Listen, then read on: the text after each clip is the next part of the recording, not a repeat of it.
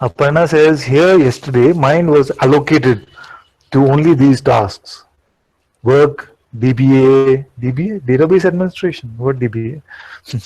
Kids and nothing else. Our thoughts preordained, but for whom preordained? Our thoughts preordained, but for whom would they be preordained? Yes. Actually, as we find that there's only one cause, one doer, then the question of preordained whether it happens, of whether consciousness is creating a script and then playing out that script, or whether he's winging it moment to moment or she's winging it moment to moment, is becoming more irrelevant, isn't it? Because even time is born within this being. So that which gives birth to time, whether that is subjecting itself to the functioning of time by preordaining the script, you see, or whether all of this has already happened and we are viewing it later with our attention, or whether everything is so fresh that consciousness is now like that, you know, spontaneously dancing, is something that cannot be truly said. You see, but what you can say is that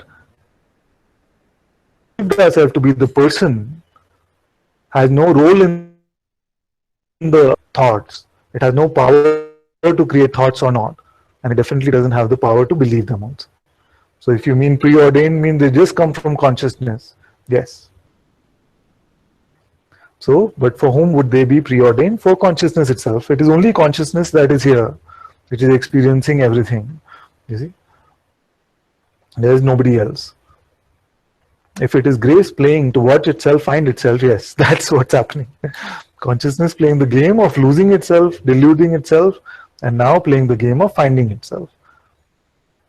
Then the belief in thoughts are what? So, belief in thoughts is the power with which consciousness plays this game, pretending as if it is a person. That's why I've said that if you want to see God pretending to be a person, just believe your next thought.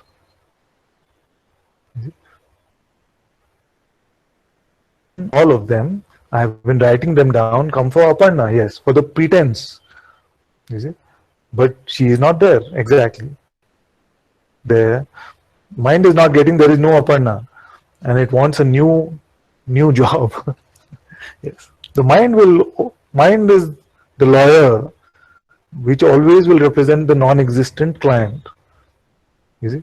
So don't expect this leopard to change its spots, this lawyer to start changing its objections.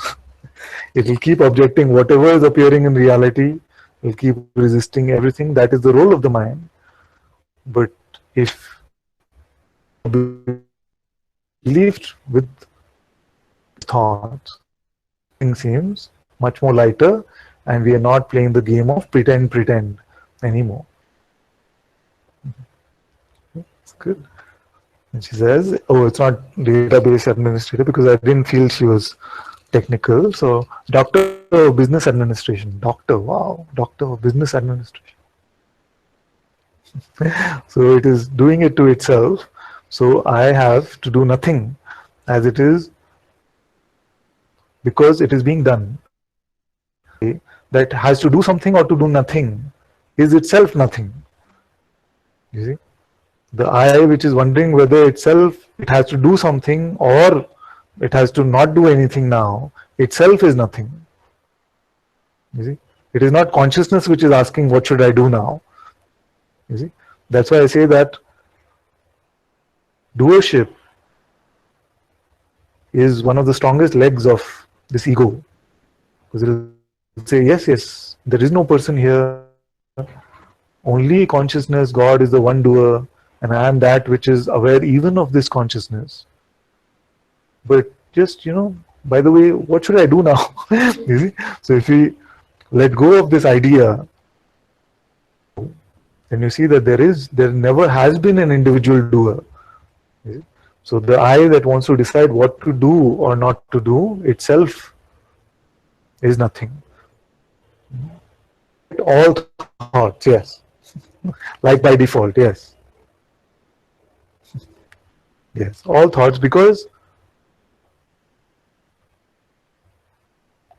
thought would mean that consciousness needs to listen to its own creation to decide what to do next, which itself is implausible, isn't it?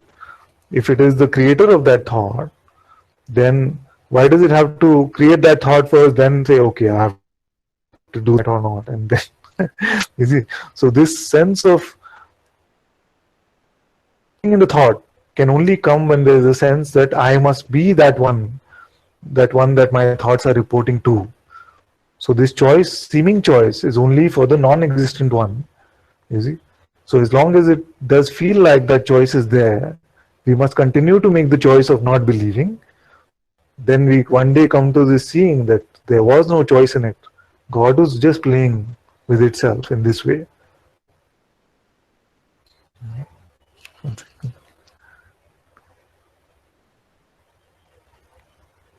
You see?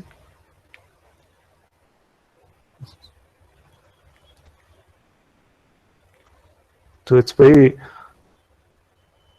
beautiful to be able to just let go of this mind.